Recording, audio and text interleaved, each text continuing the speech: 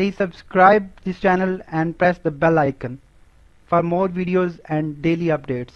کے مترادف ہے. اسی طرح غیبت کے متعلق پیغمبر خدا فرماتے ہیں کہ ان الغیبت اشد من الزنا، غیبت زنا سے بھی بدتر فعل ہے. کیوں، کس وجہ سے غیبت اتنی بری ہے؟ تو مولا فرماتے ہیں کہ وہ ان الرجل یزنی فیتوب، انسان جب زنا کرتا ہے یہ بھی بہت بڑا گناہ ہے، لیکن جب توبہ کرتا ہے تو فیتوب ویتوب اللہ علیہ، خداوند عالم اس کے گناہ کو معاف کر دیتا ہے. زنا کا جو گناہ تھا وہ معاف ہوگا، لیکن وَأَنَّ صَاحِبَ الْغَيْبَ لَا يَغْفِرُ لَهُ حَتَّى يَغْفِرُ لَهُ صَاحِبُ. غیبت ایسی بری فعل ہے کہ جب تک جس کی غیبت کی ہے وہ معاف نہ کر دے، خداوند عالم معاف نہیں کر دیتا. دیکھیں، اگر زنا کیا تو یہ آپ اور خدا کے درمیان معاملہ ہے، خدا کی درگاہ میں آپ توبہ و استغفار کرو گے تو معاف ہوگا. لیکن غیبت کی ہے تو جتنا بھی خدا کے درمیان توبہ و استغفار کرتے رہیں لیکن معاف نہیں ہوگا اس وقت تک جب تک آپ جس کی غیبت کی ہے اس سے معافی نہ مانگے اور وہ آپ سے راضی نہ ہو، اس وقت تک یہ گناہ جو ہے وہ باقی ہے. اسی طرح پیغمبر خدا فرماتے ہیں انہو خطب یوما فذکر الربا وعظم شانہ. پیغمبر خدا ایک دن خطبہ دے رہے تھے اور سود کے متعلق بیان کر رہے تھے کہ سود کی مذمت کرتے تھے، اور فرمایا فقال ان الدرہم یصیبہ الرجل من الربا اعظم من 60 و 30 زنۃ.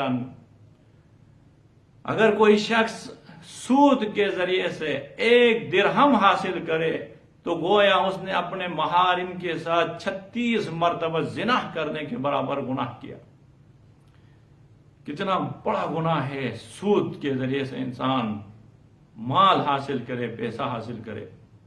اس کے بعد پیغمبر خدا فرماتے ہیں وَإِنَّ أَرْبَ الرِّبَا إِرْضُ الرَّجُلِ الْمُسْلِمِ، اور ربا جو 36 دفعہ زنا کرنے سے بدتر ہے، اس سے بھی بڑا گناہ کسی مومن کی آبرو ریزی کرنا، غیبت کے ذریعے سے کسی مومن کے آبرو کو ختم کرنا، عزت کو ختم کرنا، یہ اس سے بھی بڑا گناہ ہے.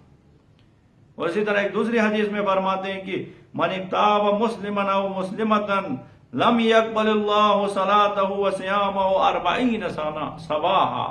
اگر کوئی شخص کسی مسلم مرد یا مسلم مومنہ کوئی خاتون کی غیبت کرے تو خداوند عالم 40 دنوں تک اس کی عبادت کو قبول نہیں کرتا. اس کے بعد فرماتے الا یغفر اللہ لہ صاحبہ، اللہ یہ کہ اگر وہ جس کی غیبت کی ہے وہ راضی ہو جائے تو خداوند عالم اس کی 40 دنوں کی عبادت قبول کرے گا. اور دوسری حدیث میں فرماتے ہیں کہ من اغتاب مؤمنا بما فیہ، اگر کوئی شخص ایک مومن کی غیبت کرے، اس عیب کو بیان کرے جو اس کے اندر ہے، تو لم یجمع اللہ بینہما فی الجنہ، خداوند عالم کبھی بھی ان دونوں کو جنت میں اکٹھا نہیں کرے گا. یہ جنت میں نہیں جا سکتا ہے جب تک وہ معاف نہ کرے. اور اسی طرح غیبت کے بارے میں فرماتے ہیں پیغمبر خدا کذب من زعم انہ ولد من حلال وهو یاکل لحوم الناس بالغیبہ. وہ شخص جھوٹا ہے جو یہ گمان کرتا ہے کہ میں حلال زادہ ہوں، میں حلال کے ذریعے سے دنیا میں آیا ہوں، درحال کہ وہ غیبت کے ذریعے سے لوگوں کی آبرو ریزی کرتا ہے. یہ کتنا بڑا گناہ ہے. کیا وہ خیال کیسا کرتا ہے؟ حقیقت میں وہ حلال زادہ نہیں ہے جو غیبت کے ذریعے سے مومنین کی عزت و آبرو کو برباد کرتا ہے. اور اس کے بعد مولا فرماتے ہیں کہ فَاجْتَنِبِ الْغَيْبَ فَإِنَّهَا إِدَامُ كِلَابِ النَّارِ، غیبت سے بچیں، غیبت کرنے والے لوگ جہنم کے کتوں کے غذا ہوں گے. کل جہنم کے کتے جو ہیں ان لوگوں کو کھا لیں گے جو صرف غیبت میں